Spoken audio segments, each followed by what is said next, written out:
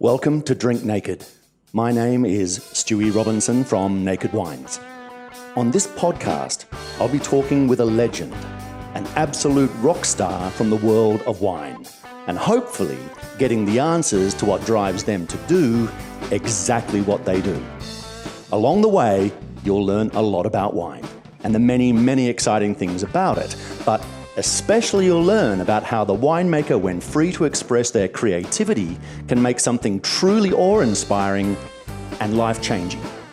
Today on Drink Naked, all the way from Margaret River in WA, we welcome the professor, the guru, the guy of organic, biodynamic and sustainability.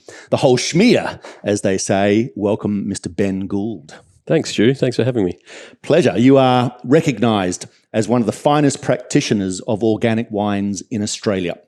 You've been named in Gourmet Traveller Wine magazine as the best of the best. Well, this is your chance to tell me why. I mean, I just want to know, organics is at the very core of everything you do. Why? Well, that's I'm not too sure if I'm a professor or a guru, but it's very kind of you to say. Yes, so organics is what we stand for and what we've been moving toward for a long time. Why? I think originally I've started in vineyards and also university where I've trained and I've probably sprayed everything, used every technology, added every additive in the winery. And, that's just the norm and that's what we're trained to do. And you didn't really think there was much of another way. It was traveling with my wife through Europe. We were living in an old builder's van for 6 months almost 6 months, doing every surf break and wine region in Western Europe. And part of that journey, we were in Loire Valley at one point, walked into a little winery which I'd heard about and walked in, did a tasting, and in bad French was talking to the lady that was there. The place is Clos de Coulis de Saron, quite a famous winery in Loire and in the world. Nicolas Joly is sort of known as the grandfather of biodynamics. He was there, but I was speaking with his mum at that point in really bad French, which I still have, really bad French. Talking about this Chenin Blanc, and we were, as I said, living in this van, so we're just buying wines here and there, and we'd be drinking them on a beach somewhere, hopefully in a few days or a few weeks.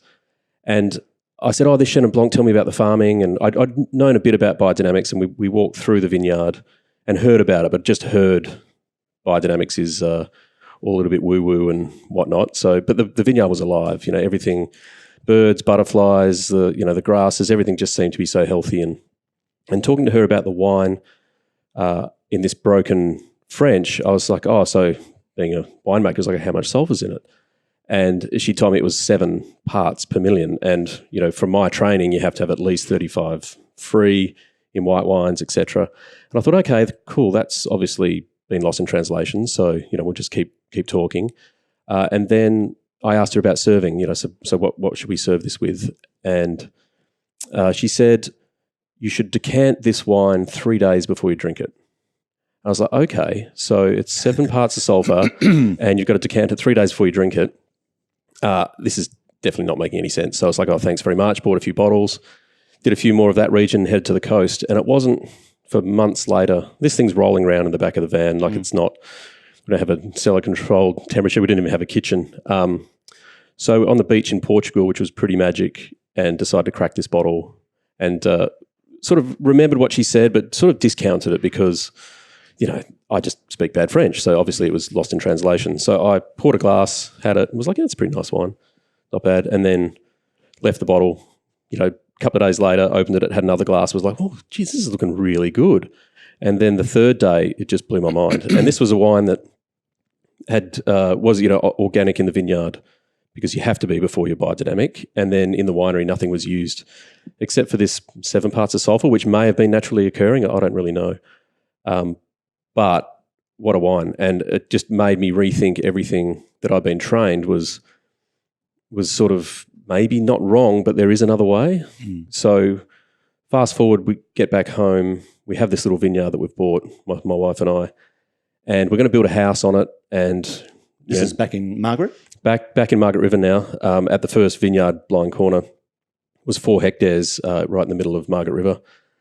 in a little sub-region called Williabrup, and we'd got back, and by that point we'd owned it for 4 years, and we'd ripped out irrigation and converting to organics, and we wanted to start a family. So knowing what I had sprayed and done, and have to wear a suit and a mask in a cab tractor and alert the neighbours before you spray something, it was like no, there's got to be a better way. So bringing up kids on the vineyard, the back door was potentially 8 metres, and it end up being 8 metres from the first vine. And if you've got little kids, you want them to run around and eat dirt and do what they've got to do, and reduce any risks that could be there in the future. So that was part of that decision. And then from there, we just started looking for organic fruit, ended up buying a vineyard.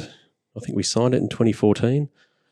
So I'm sorry, just to rewind, we bought the first vineyard in 2005, made the first wine in 2009, and then bought a bigger vineyard in 2014. And at that point, we had to convert it as well. So it was a 20-year-old vineyard almost, and had been conventional for 20 years. So we had to go through... When you say conventionally sprayed, managed. Correct. So conventional... let's get to the nitty-gritty. Can you actually define what traditional viticulture is, sure, as opposed to what actually is organic viticulture? Sure. So conventional, in a way, is just using whatever is available to the legal limits of the current law in Australia. Yep. And that could be using all the products available, or using some or not. Organics is a certification system. There is an overarching Australian standard, but under that sits like 4 or 5 certifying bodies.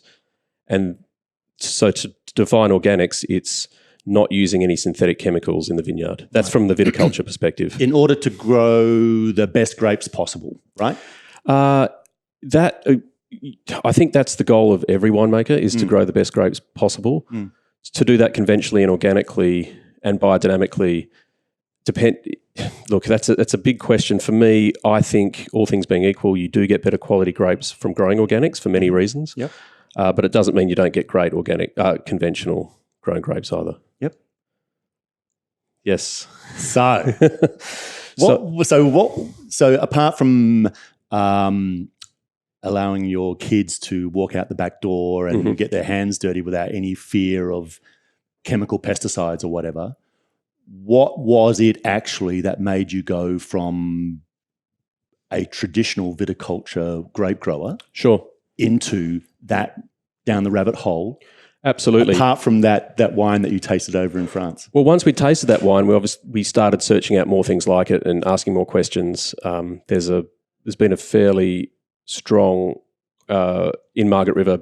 The Cullen Wines is one of the greatest organic biodynamic states in the world, and so there was a bit of local knowledge which was around that was great. But yeah, this is quite a long process from 2005 to sort of 2007, where we've visited these vineyards, worked out there's a better way, wanting to start the family, etc. And it's just a slow process, and you get better and better. Yep. I think for 2 years we would have been organic aside from spraying this one thing that we did. And it was like, okay, well, can we just get away with not doing that now? And it's a staged process, because it's sort of inbuilt into you from not only university, but when you're working in places. And if you've got a question, you go to the local ag store and they have a solution. There's always, the solution's on the shelf and it's in a box. Spray that. Yeah. Exactly. So that there was that side of it. With organics, from my experience, you're generally running lower crops. It's more about prevention. You have to spend more time in the vineyard, mainly because, well, for many reasons. So the vines themselves have an immune system like we do. So if you're overloading with lots of crop, that can stress the vine. And there are, conventional things, I like to call them nuclear options. So if something goes wrong because you've sort of bet that you could ripen this huge crop and rains come in, there are nuclear options to say, get rid of the mildew. With organics, we don't have that. So it's more about prevention.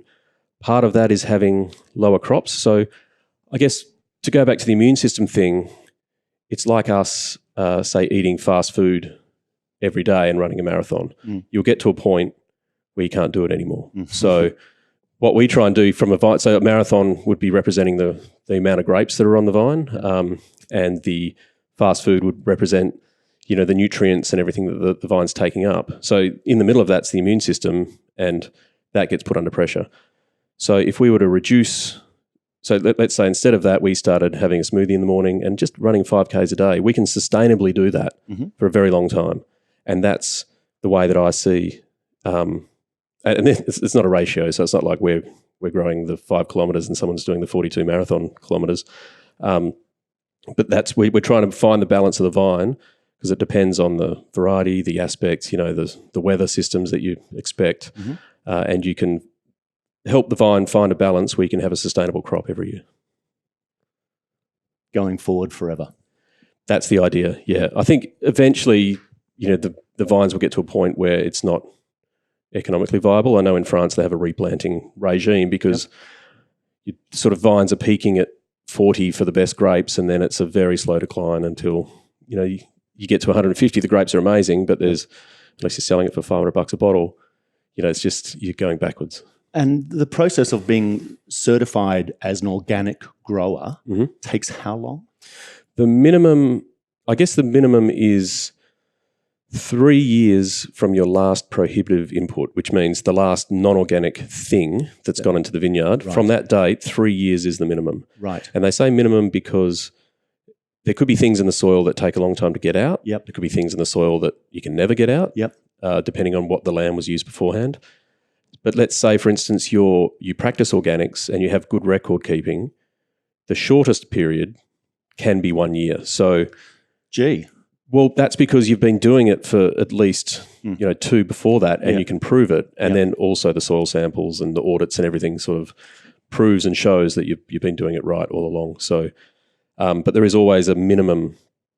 If you are organic already, there's a minimum 1 year wait. But to go from conventional to organic, it's 3 years minimum. And so you're actually growing the happiest vines possible, right? Yes, we are. But you have to. That's what we're trying to do. And yeah, that's right. And a lot of it is to do with the soil. So we do a lot of soil work because we're not spraying under vine. If you're spraying certain weed killers under vine, you can destroy the natural microflora of the soil. And all of that microflora helps do all sorts of things like fix nitrogen, transport micronutrients, help the vine, with its immune system. So if we're killing that at the same time and like destroying the soil, then that's going to be reflected in the vine, in the grapes, and you generally have to pump up what you're missing using other synthetic means. So you could, if you're short on molybdenum or something because you don't have the right bacteria transporting it to the vine, it is in the soil already, but it's just not in a state that the vines can take up because you've killed the transporter. Then you bring that in as a synthetic chemical, or maybe not synthetic, but in a way that's you probably don't need to if your microflora was healthy. So you are very much looking at the whole aspect of the vineyard, aren't you? That's right. Yes, I mean, it's a holistic overview. It is, and that moves it more into biodynamics. So to put a very crude definition on it all, like conventional, do what you want.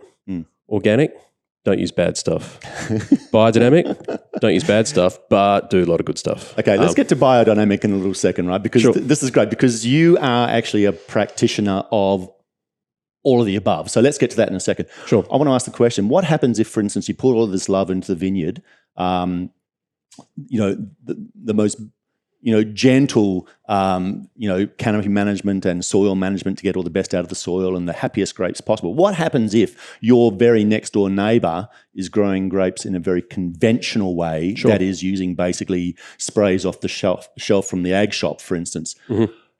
What do you do then? What if there's a wind and it blows the sprays over your vines? Yeah, that's a big issue. So that can get into all sorts of legal things as well, but from a standpoint of certification, you need setbacks on all of your borders, regardless. So it has to be at least 15 metres between your neighbours. But look, it's farming, and you should know your neighbours, and so it's all about relationships. Yeah. So we do have on the on the west side, we do have or had a conventional vineyard, and our prevailing winds are southwesterlies. Yep. So that was potentially carrying harmful stuff. We were lucky in the way that it was being run organically by default because it almost was walked away from, but it meant it was a huge disease factory. So we had the issue of the sou'westerlies blowing, potential disease spores onto our vines. So it's a matter of talking to your neighbours, keeping the risks low. And I guess that's how we have to manage it. But setbacks, and we're putting in. So on the northern and the eastern borders, we've got huge not windbreaks, but bushland that stops anything coming through. And that's 30 metres thick of bush. And on the south, we have setbacks as well. It's a big cattle farm, but generally that's good. We just talk to the neighbours. If they're spraying something that is not organic, then we just make sure they're not doing it in a wind that comes our way. Have you ever changed the thought patterns and processes of a neighbour to actually go organic from traditional? Have they ever looked over the fence and gone, gee, look what Ben's doing, I want to do that? Almost. Almost. I think we certainly have had influence on maybe not direct neighbours, but other people who have come in from the region and seen what we're doing and take it, take their vineyards or whatever they might be growing that way. Definitely. Because I've been to your vineyard many times now, and it's one of the most beautiful places in Margaret River, I've got to say. And what struck me is that every single aspect of your land has had so much thought put into it. Is organic viticulture really labour intensive? It can be labour intensive, but when you say the place has had a lot of thought put into it, we did buy it and it was already sort of almost 20 years established. I mean, we've done a lot of work we've pulled out some vines, one for setbacks and two to sort of realign the driveway. We've planted lots of trees. I think we ended up digging 230 holes or something to plant these trees, and then we were going to plant them. Of course, you plant these trees in winter, and then it rained and all the holes filled in, so we had to go and dig all the holes again and plant these trees in. And then we have the veggie patch and we do beekeeping. We basically had to make these old machinery sheds into a winery, so we had to insulate those, concrete cut the floor, put in drains. We've sort of de-shedified a section of it for a cellar door now. We've been open for a year. It's been really good. What else have we got going on there? Half-pipe skateboard ramp, that's important. And it gets a lot of use. Chickens. Yes. Yeah, it does. Yeah, we might need to recover it soon. But as far as more labour intensive, look, there's certainly more work to be done on the bottom half of the vines when you're organic, and on the top half I'd say on average organics might do one more spray a year, but because the products we're using don't have the power or we won't get into the technicalities of it, but the stuff we're using is a little bit weaker, is probably the easiest way to say it. And you do spend a bit more. I find I spend more time in the vineyard looking for potential problems. So it's all about prevention. But yes, aside from that, we're still running. The pruning's the same. You drive a tractor to slash the vineyard, like to mow it. That's pretty similar. It's takes the same amount of time to mow as you would a normal vineyard. It's more just that work under vine, I think.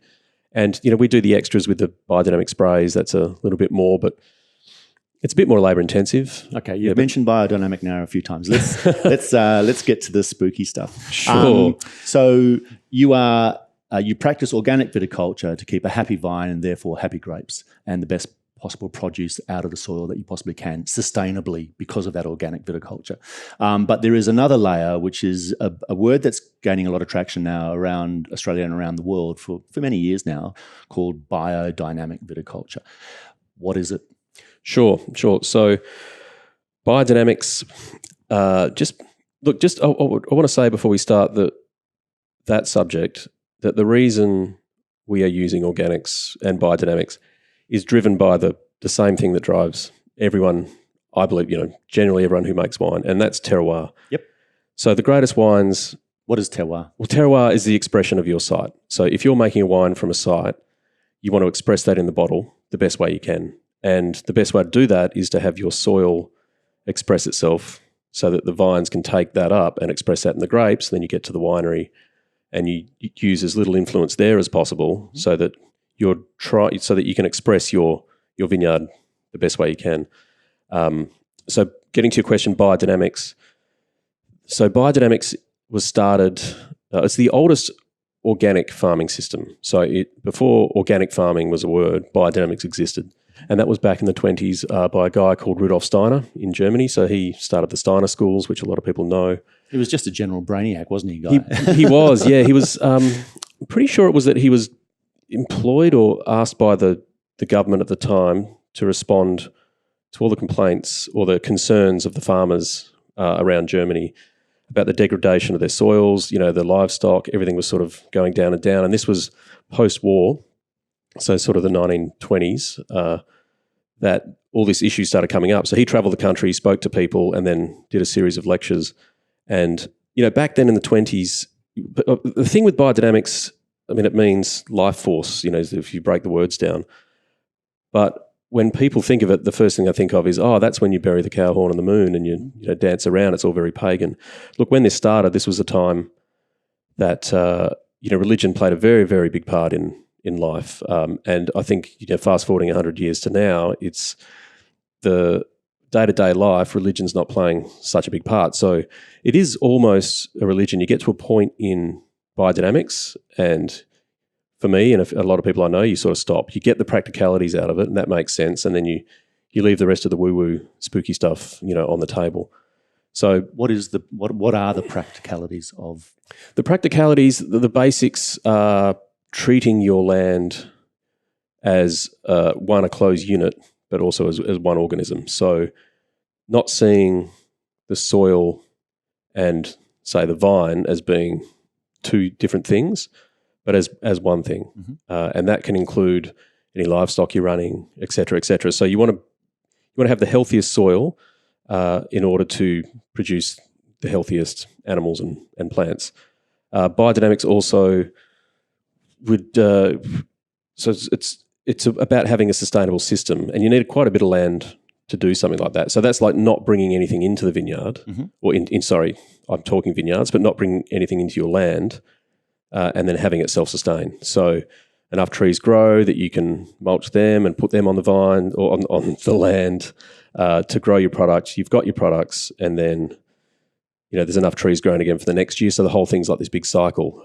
That's quite hard to achieve without a lot of land and a lot of time. We're because we are exporting from our vineyard a certain amount of tons. So we grow tons of grapes, we make that into wine.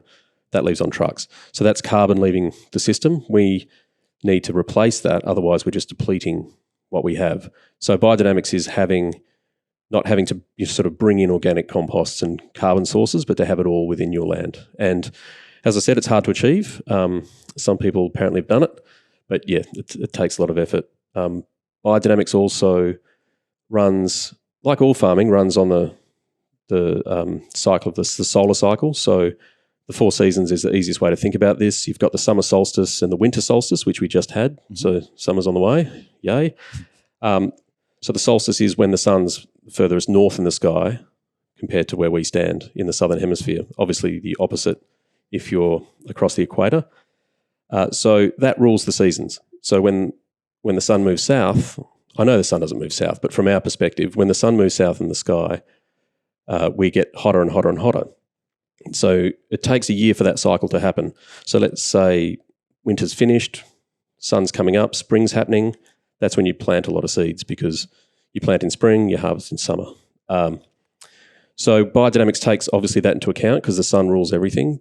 And that takes a year for the sun to go a full cycle. So, and again, I know it's us moving around the sun, but just for, from where we're standing, this is what it looks like.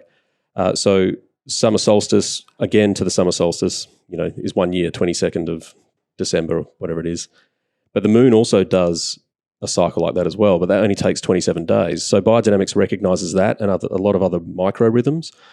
So, for instance, if it is spring and you're planting seeds, and that coincides with the summer type solstice of the moon, so that's moon ascending in the southern hemisphere here, then the moon's going to be higher in the sky and spend longer in the southern hemisphere visibility than it is in the north. Couple that with, say, a fuller moon, then you plant this seed, and at night time you get a greater amount of reflected sunlight from the moon because it's there in the sky at night. It's nice and bright, and that just a bit of UV light helps things go a little bit more. So you get a faster growth by planting things at certain times and looking at those rhythms. And I know it was sort of a long process, but that's another thing that biodynamics looks at. And so you look at the entire interaction of the cosmos with the soil. Correct. Yep. And the plants, because, the moon controls the tides and it can move the sap up and down in the soil. Yeah. So you can pick your grapes when the sap's higher in the plant, you're going to get more nutrients in those grapes, which is then going to hopefully give you a slightly higher crop, but also more nutrients for fermentation.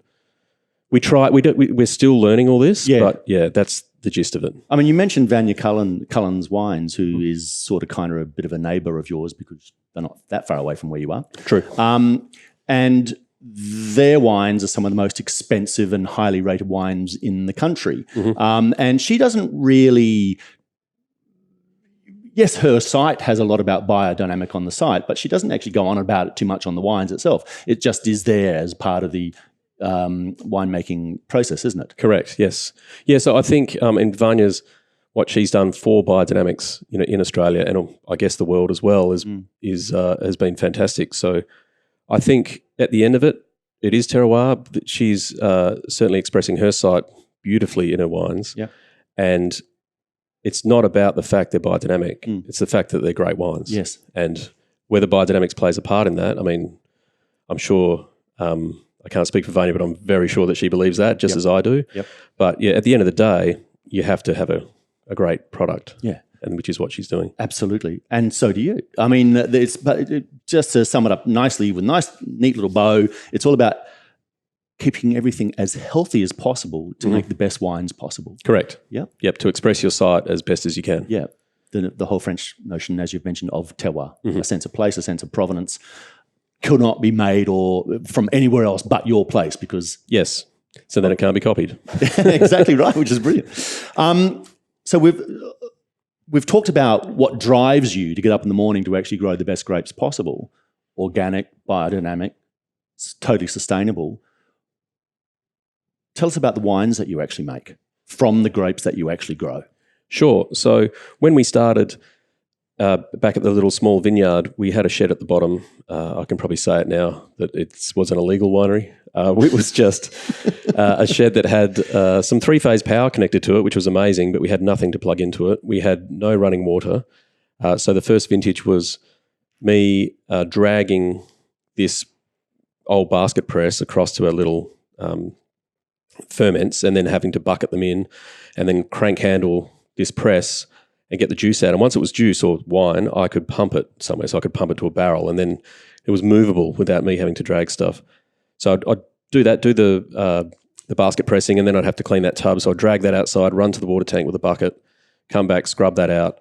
We had no forklift either, so things were in situ until they were empty or able to be moved by hand. So at that point I was working... so I was doing the night shift. I took a job at a bigger winery doing the 7 p.m. to 7 a.m. shift. And this, not always, but basically sitting on a forklift, just tipping fruit into these big hoppers and crushers and getting things done. And then I'd finish at 7 a.m., go to my place, maybe pick some grapes. I had Saturdays off, so that was when most of the pressing was done. But I'd go back, do some plunging in the red ferments, say, and then go home, crack a beer, have some cereal, and go to bed, and then wake up, go back to the winery, my legal shed, and then back to work. So when we started, all we had was really time. We didn't have money. So I couldn't afford the yeasts. It was crazy. I mean, the yeast was only $45 a packet, but I couldn't afford them. Couldn't afford the tannins and the acid for additions and pH adjustment. So all we had was grapes. So we sort of got a little pragmatic with it, and we just picked the grapes and let them wine almost, not make itself, but we weren't correcting anything. So we were making sure that when we picked it, there was enough acid left in the grapes that we didn't have to, go and buy this stuff, which we couldn't afford. So this was sort of how we started, and then realised that we were making wines that were reflecting where they were from a little bit, but they tasted fine. Like I was really worried that... What year was this, basically? The first vintage we did in the shed was 2009, and then the first release was 2010. And we were looking at different ways of doing things. So in that year as well, say with Cabernet, we probably could have afforded the fining agents, to be honest. They're just egg whites. But I thought, well, let's see how we can use what we've got to make this wine without relying on those sort of packets or, solutions, I guess. And one of the things we did was this is a trademark, but it's the easiest way to describe it is Amarone style. So we were hand-picking grapes and air-drying them into raisins. Mm-hmm. And that was sort of changing tannin structure, which meant when we made the wines, we had a smoother tannin structure so that we wouldn't have to use fining agents at the end of it. We had a few disasters with that as we were learning. I mean, a lot of the stuff we do, we just try stuff. And I've made so much bad wine trying to work out this way of doing things. But I love the fact that your winemaking techniques have been shaped by the necessity of what you have or don't have. Correct, yeah. And at the same time, this thought pattern of like not adding anything or taking anything away so that you're reflecting your site. Yeah, because, the tannins are from all around the world and, can be from a chestnut tree or something, and that's not what your site's about. So, yeah, but we had a few interesting things that would happen. So when we were making this air-dried style, the first year I built out the back of the shed like a drying rack. Mm-hmm. So I had broken vineyard posts, cable ties, and there was this Avery wire, which is like small, like chicken wire, but with tiny little holes instead of the big hexagons. And that was on special at the ag store, so I bought that, rolled it out, and then I'd be finishing at 7 a.m. at this winery when around the time the Cabernet was being picked, go to my place, pick for 2 hours, into the buckets, carry them to the back of the shed, put them on the rack, and then on the Saturday, 2 weeks later, would take them off into buckets and then crush them, and that's how we first did the air drying. It was a lot of work, a lot of triple handling. So the second year I was wondering how can we make this easier? Like I do like the wines we're getting, but it's a lot of work. So the second year, under the cover of darkness, I stole all the bread crates from the Margaret River Bakery, the Margaret River IGA, the Dunsborough Bakery. Actually, the Dunsborough Bakery I swapped for some wine and then picked into the bread crates, which meant I could stack them up. And by that point, I had a forklift, so there was the second year. And then I could move them in and out with the forklift, and it was brilliant. No triple handling, and then I just pitched them into the bin for foot crushing.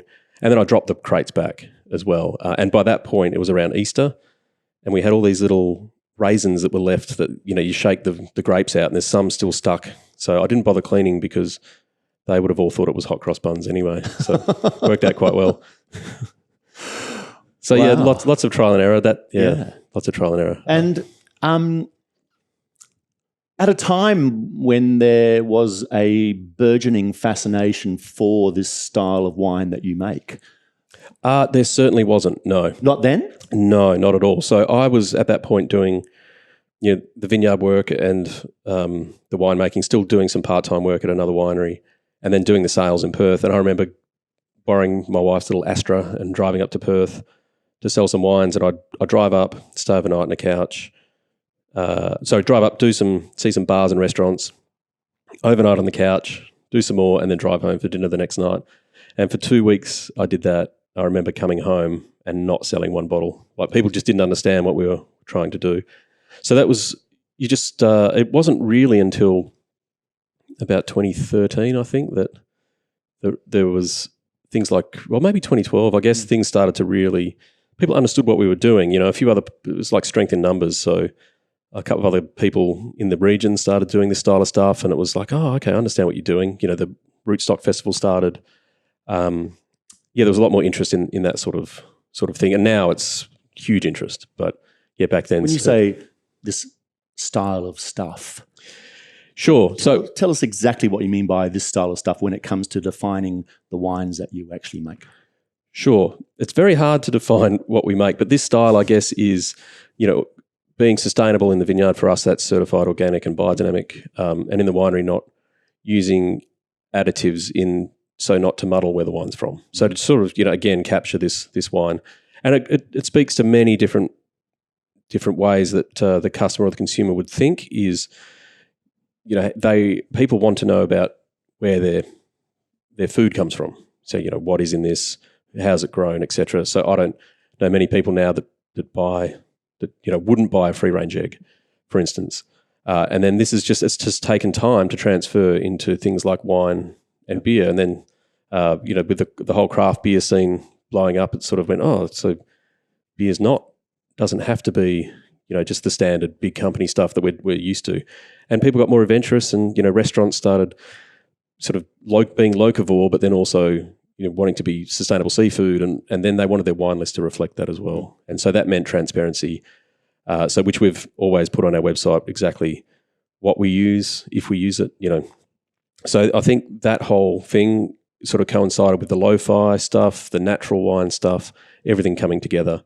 And just for people, and that caused a lot more people to be more adventurous as well, so that, then they were trying things that were really out of their comfort zone. But we were doing skin ferments back in 2009. So, when I say skin fermented whites, which weren't really a thing. So that's like amber wines, orange wines, as they're known.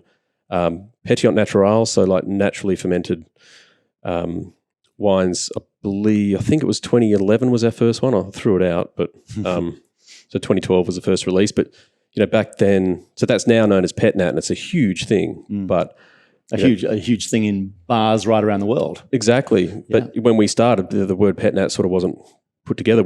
Ours is still called Pétillant because that's the style that we were emulating. So would that be? Am I right in thinking that would be the oldest known method of sparkling?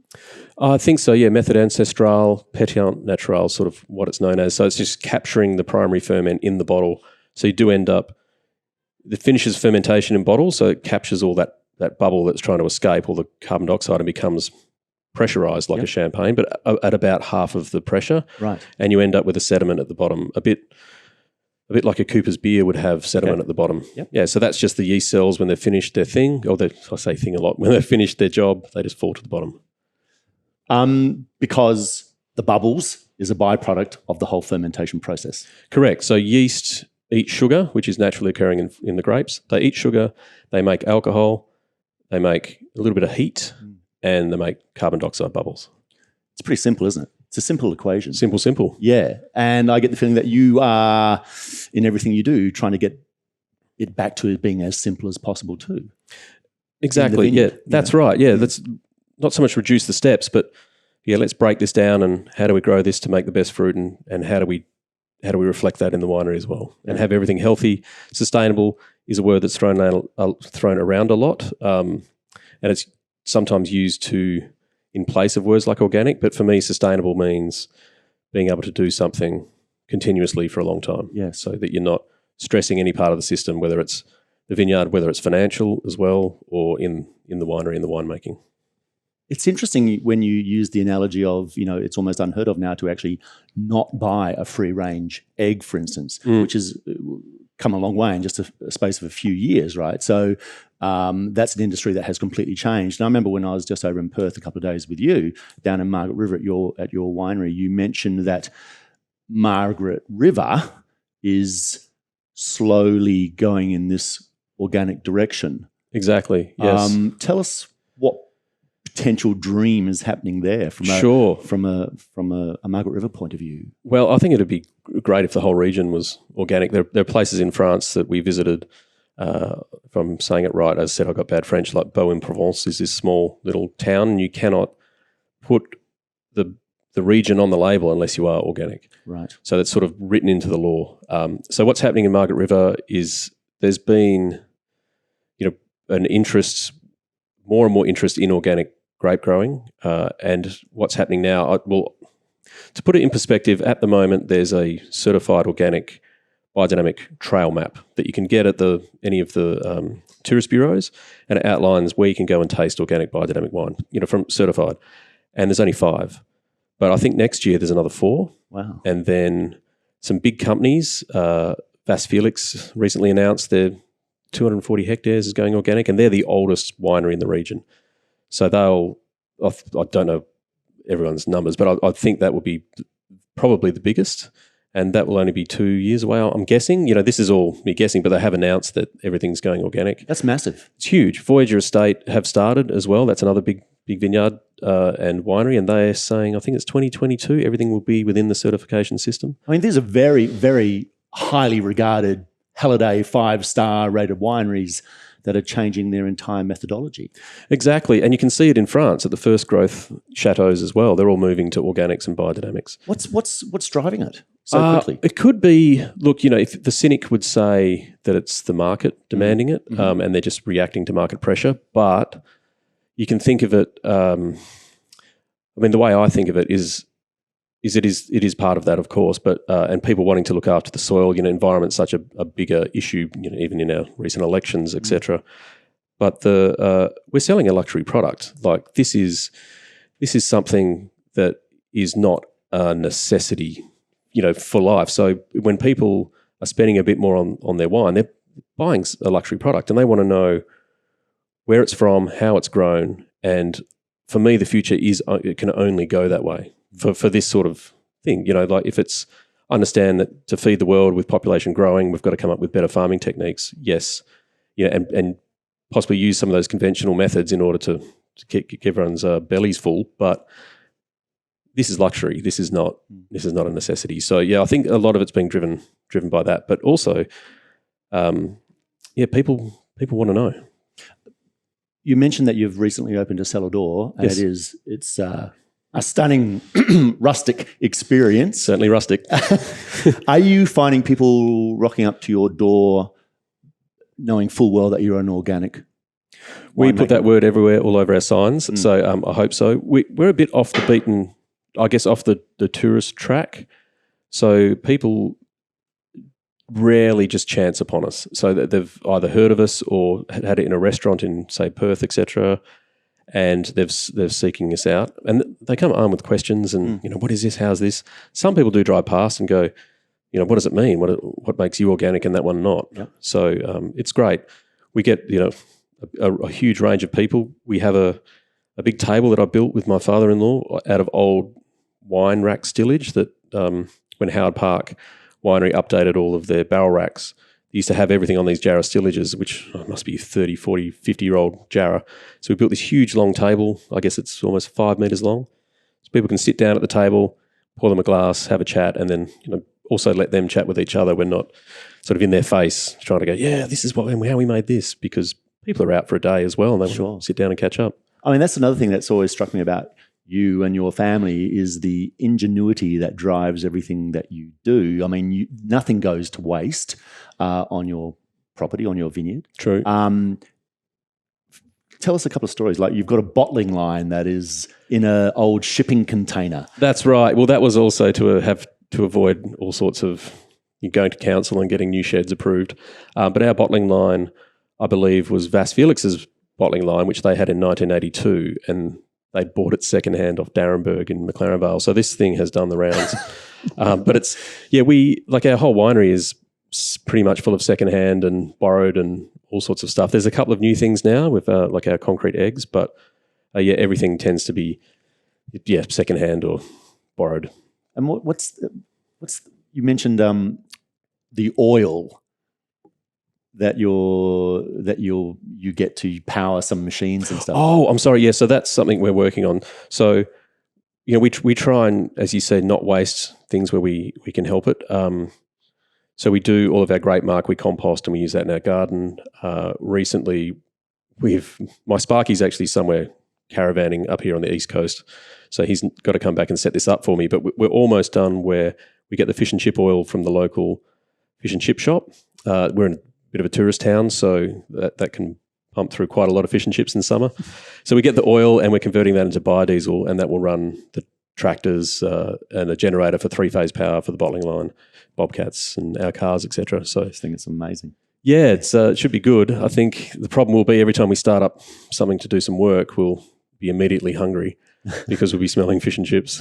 And you've got your own dam on the property with fresh water marron? No, there's no marron in that dam. There's no marron? Definitely not. We don't want to let people know. No, no, there is, that marron being a freshwater crustacean. But yeah, generally we don't advertise the fact that they're in there. We've had some poachers come through. Oh, no way. Yeah, that's good though, because they throw the traps in at night and then come back the next morning. But generally I intercept them. So I've got a nice collection of traps now. And you've got some very large, ferocious dogs that live on the property as well. Yes, that's right. Absolutely. Yes, yeah, lots of guns. Yeah. I love this quote here. that I saw on your site, and it said, all you want to do is leave the world a better place than when you arrived.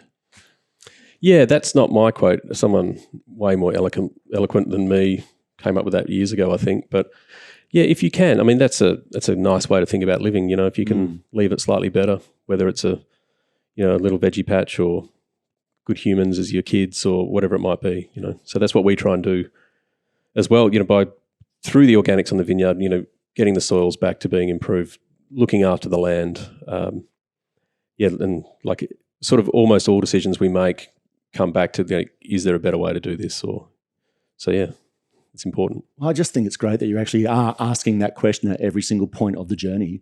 A lot of people don't ask that question. So if it's actually informing everything you do, I mean, the actual enjoyment of drinking the wine made by a guy like you who puts that thought into it makes the wine actually that much more enjoyable, wouldn't you think? I hope so. Let's crack one. Sure. Which one would you like? I haven't seen this for a while. So this is a Chardonnay. Yep. It's from a single block on the property. We recently grafted in a variety called Aligoté.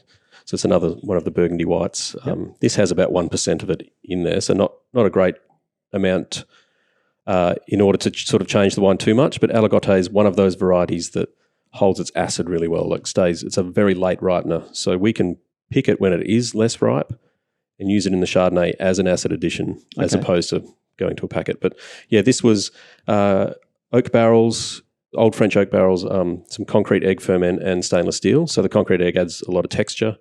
The barrels do help smooth out some of the tannins, and stainless keeps the freshness. You've mentioned concrete eggs a couple of times now, and I've seen a lot of them in my travels over the last 5 years, but not really prior to that.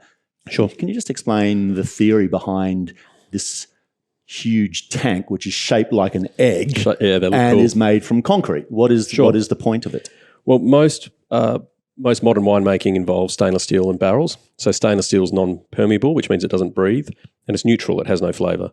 So you can express the grape in that.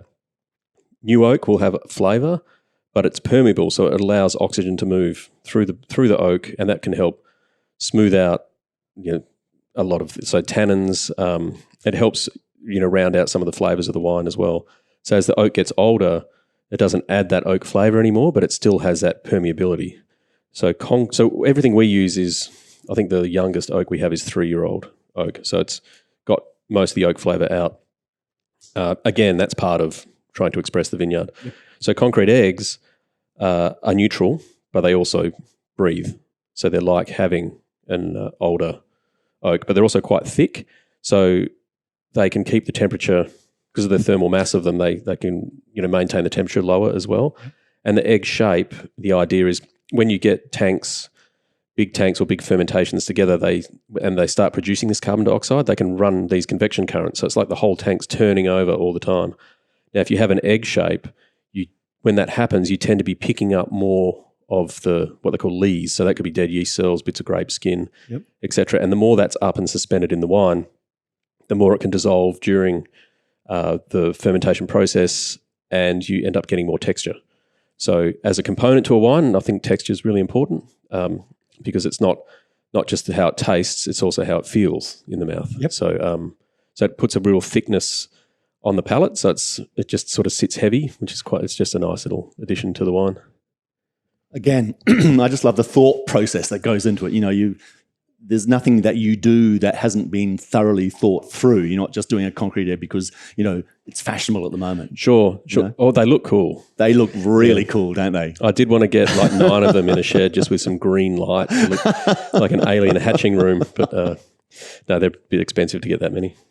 When did you come on board Naked Wines? Oh, that's a good point.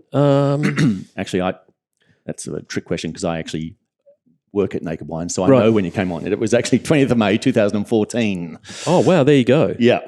There you go. So 5 years ago. That was the Ripasso that we launched with. That was the very first one? Yeah. Yes, yeah. So, that must have meant that we must have bought the vineyard in 2015 then, the new one. Okay. Yeah, which we had, Angel help with. So, the orders from the first year were so you guys were so happy with, I guess, that the orders from the second year were enough for me to take to the bank to buy this bigger vineyard. So that really helped.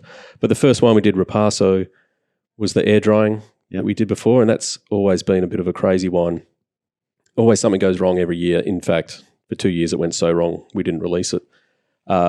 So our top wine for Blind Corner is this Amarone style. Ripasso is like when you get the skins that have been air dried and you make this Amarone wine and you repass them through a second wine. So you get some of the air dried grape skin character, but you don't get it full on like the other one. So I remember one year, I think it might have been 2013, we're making this wine. Cabernet is a late ripener. We're drying it out for 2 weeks afterwards. So it's like another 2 weeks before we ferment it. And then the fermentation towards the end really struggles because when you air dry it, the sugar levels get so high that the potential alcohol gets higher and higher as the yeast are eating the sugar, and it gets to a point where they can poison themselves. So I think we got this wine to 15% alcohol with wild yeast, and there was still 20 grams of sugar left in it. It was the only ferment left in the winery. Everything was pressed off, put to barrel, and Naomi had booked this little beach house because it was way past the end of vintage. And on a Friday, we were heading down.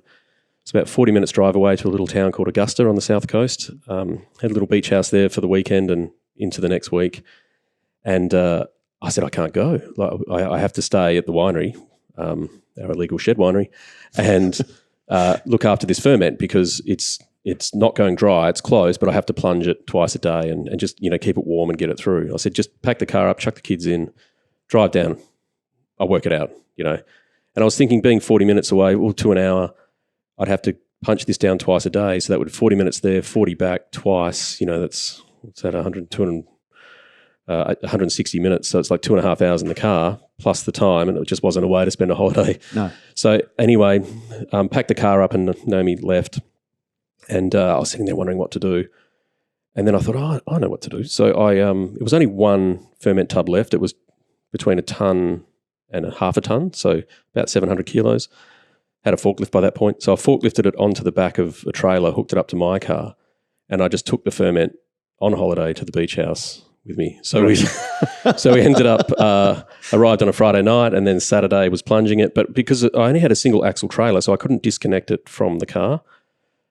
So every time I went to the beach for a swim or went fishing, this ferment would come with me. And I remember on the Sunday morning came. It gives new meaning to the word travelling winemaker, doesn't it? Really? Yeah, well, that's it. It was. You made funny. Your wine on the road, down at the beach on holiday. Yeah, and then on Sunday the ferment went dry. I brought this little lab kit with me and worked out that it would need to be pressed off. So I went to drive back and pulled into it's a 40-minute drive. So I pulled into the drive-through bottle shop, and it's one of those ones where you pull in and it's a small town, no one comes out to see you. And so I jumped out of the car. I knew this, and it had the automatic doors that opened, and there was a screaming sou'westerly at the time, and it basically just blew all the smell of this wine into the bottle shop as the doors open and I walk in. And all the people that were in there just turned around and looked at me because they thought that I smelled like all this wine. And get my six-pack, and I think they thought I should make some better life choices. But so I drove back, pressed it off, and enjoyed the next 3 days down at the beach house. Wow. And that was the Ripasso for us? That was yours? Yes, but the skins of that then got repassed through the wine that came here. Yeah. So just to be clear, you've got two labels, I guess. Blind Side is you exclusively naked. Yes. And Blind Corner is at your cellar door. Correct. Yep. Yes, that's right. And they're both, so Blind Side currently is from, the organic stuff's all from our vineyard, but we're moving everything now. So I'm hoping by, this vintage coming 2020 that everything we supply, we have a greater range for naked that'll be all certified organic. That's fantastic. Yeah, pretty excited. So what has naked done for you? I mean, how has your life changed in the last, last 5 years because of your association with what's being supported by Naked Angel customers, for instance? Sure. I mean, financially, it's been fantastic. We would not have had this new vineyard had we not had the support of Naked. From a winemaking perspective, having the feedback coming through so many people, whether good or bad, has been important in shaping the way that we make wine as well. I mean, we still have very strong ideas about the way we want to make things. But if we can adjust that to keep more people happy, then then the more the better. Absolutely. It's been an absolute pleasure having you in here today, Ben, because you live and breathe your philosophies of making the best wine possible from the land that you actually are custodian of, which I think is just magnificent. But as we always finish up, 5 questions in 5 seconds. Oh, okay. I didn't know this. Yeah. Right. Can I read that before? No. There is no right answer. Sure. And the questions and the answers always go longer than 5 seconds. Okay. What's your favourite wine? Oh, wow. There's 5 seconds. There's so many different wines. I think right now I'm really enjoying Fino Sherry. Really? Yeah. Okay. With some of those Ortiz anchovies. Yeah, nice. Yeah, it's just, I'm back there again, back in San Luca de Barrameda in the south of Spain. Fino. That's the sweeter one? No, Fino is the Palomino grape where they have the floor yeast on top. It's very dry. Yeah, right. Dry. What's your favourite wine moment anywhere, anytime up until now? Favourite wine moment? I would say, I'm not saying it's the favourite, but I don't have long to think about this. But one of the greatest was getting lost in the Andes with Mark Pollard because he was using Apple Maps. Yeah. Yeah. And you seriously got lost, We right? seriously got lost. Yeah, and we went left when you should have gone right. Yeah, right was 1 hour on a bitumised road at 110. Yeah. Left was 6 hours or 5 hours on a goat track over the mountains to get to Mendoza. We got a flat tyre. The mountain was so rocky that we were chipping away in order to get the jack under because we couldn't fit and you couldn't scrape the soil away. So we're using the tyre iron. One would chip away while the other was lookout because all these signs were there saying, pumas, like dangerous fauna in the area, like right there. So that was pretty freaky. But yeah, not quite. It was sort of a wine moment. That was to go and make a Malbec, wasn't it? It was, yeah, the Lost Andes Malbec. Yeah. So that came back and did pretty well. It came back because the story was just so authentically true. That's right. Well, the name, we didn't know the name before we went there, but Lost Andes certainly was it. Yeah. Yeah, that's going to stick. I think so. You're doing another one? We are. I think it's on the water. So it's coming back. We're also doing a Cab Franc this year as well with Lost Andes. So. Oh, brilliant. Yeah. Okay. Favourite driving song? Oh, that's a good question. Driving song. Is anyone seeing me in the car? Or No. am I just rocking out by myself? Yeah. I do like, I just forgot the name of it now. It is the Led Zeppelin song and it is, I'll come back to it. I just can't remember. But Led Zeppelin, yeah? Yes. Okay. What do you want to be doing in 5 years' time? Probably this. Yeah, a bit more of it. Maybe some more time off would be nice with the family, some fishing. Yeah. But, I still think it's been 25 vintages now, so just got to keep going, I guess. Good answer. The best thing about making wine for Naked and Naked Angel customers, what is the best thing? I guess the freedom and the feedback would be, 2 things. Yeah, just the being able to come up with a crazy idea and you guys go, yeah, why not? We'll give that a go. We'll let the public decide. You used to be a traditional winemaker working in one of the biggest wineries or one of the most esteemed wineries in Margaret River, using traditional farming methods, et cetera, et cetera. And now you've gone over here making organic, biodynamic, sustainable grapes and therefore the most sustainably beautiful wines possible. Are there any regrets about leaving that world behind? No, not at all. And it's not, and you don't really leave that world behind. I mean, I'm still, within the wine industry talking to people. I've got nothing against people who want to be conventional. Absolutely. And just because people are conventional doesn't mean they're doing the best that they think for the soil as well. But no regrets at all. Excellent.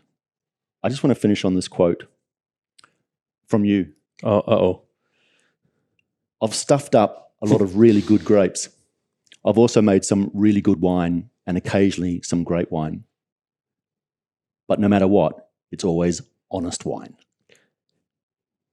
Yes, yeah, that's part of our philosophy as well. So we do experiment, we do stuff a lot of stuff up. As I said, I've made some bad wines.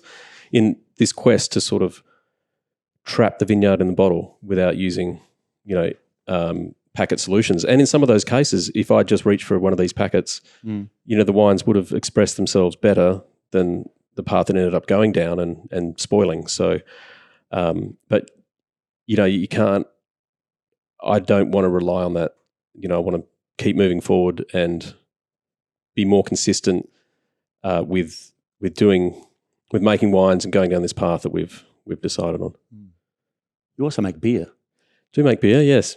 Takes a lot of beer to make wine, so it ended up being a good tax-deductible option. And you make beer for Naked, don't you? We do, yeah. So a mate of mine, Brad, who's from Western Australia, who you met earlier, we sort of always cook up weird ideas together, and Naked was after a beer and got speaking to Mark, to Paul, and I said, yeah, we can make a beer, because I'd built a little brewery and it took me 2 years, again with this same Sparky that's helping me with the oil-entered biodiesel project. And so, it took 2 years, we built this microbrewery, so a 50-litre scaled-down version of a brewery. And I've been making beer that was being served just to ourselves in the illegal winery and now our legal winery as well. And I said, I know how to make beer. And then I knew some people at the local breweries. Of course I did. And then we started making beer that way. But, we've just recently – so Brad's over here on the East Coast now with his family. And, we're opening a brewery up on Avalon Beach, Trust Tree, which is, available through Naked. Absolutely. Is there anything left that you still want to experiment with? I mean, you've done so much in such a relatively small amount of time. Sure. What else do you want to do? I don't know. My wife gets quite upset that I keep coming up with new ideas and projects, but nothing that I'm really thinking about now, I don't think. Ask me in an hour. Okay. Ben Gould, thanks for coming in. It's been an absolute pleasure. Thanks, Stu. Thanks, mate. Cheers. Thanks for listening to Drink Naked. Hopefully you enjoyed the podcast. If you like what you heard, leave a 5-star review. And if you think you know someone that might like it as much as you, please let them know that we exist. In the meantime, stay tuned for the next winemaker rockstar to come visiting at Naked HQ.